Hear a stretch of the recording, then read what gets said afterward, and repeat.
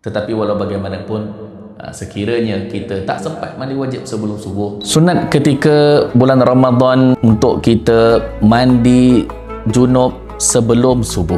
Sekiranya kita wajib untuk mandi, walaupun kita boleh saja mandi wajib itu selepas azan subuh, tetapi masih disunatkan untuk kita mandi wajib itu sebelum subuh, untuk kita keluar daripada khilaf, kerana sebahagian para ulama tidak bersetuju untuk mandi wajib selepas subuh ini.